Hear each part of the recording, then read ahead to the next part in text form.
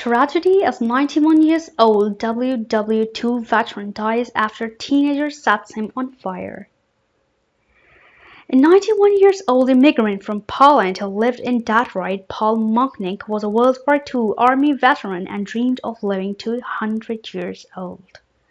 Then days before Thanksgiving in 2015, George Stewart, for a 17-year-old boy staying at his grandfather's house next door, stood on the steps and told the local news that he saw somebody stealing Munknick's van. Firefighters were called to the home in the early hours of November 23 at 2:50 a.m. when the house went up in flames, Stewart told the news crew. And I just saw the person driving off with his car. Next thing you know, 2 minutes later, I walked in the house and we smelled fire. I looked outside and I saw a whole bunch of glass breaking, he said.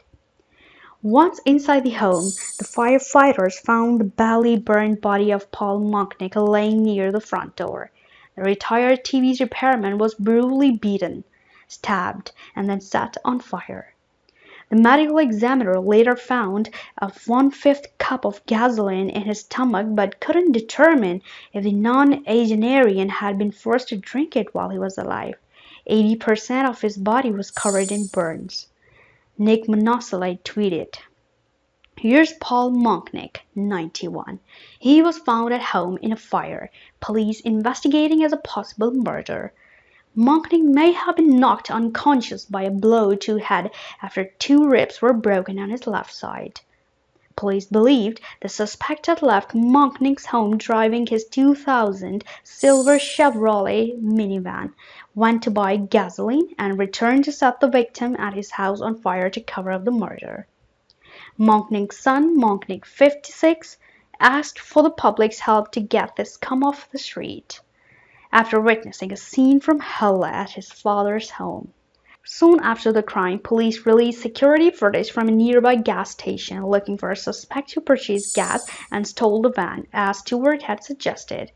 Then a resource officer from Romulus High School and Stewart's aunt recognized Stewart in the footage and called the police. The police immediately returned to the home on the 2500 block of Bangalore Court and searched for Stewart, but he wasn't there. They found blood on a pair of tennis shoes and Munknick's broken cell phone in the backyard.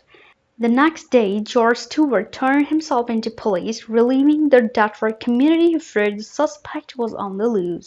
He was charged with first-degree murder, felony murder, and arson, and sentenced a year later to 30 to 60 years in prison.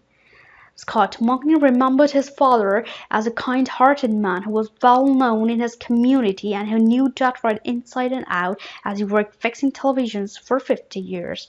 He was looking forward to spending time with his family for Thanksgiving. Nicole Terry Ellis tweeted, "Scott Munknick, son of Paul Munknick, speaks in court about his father's murder. Stewart sits with head down."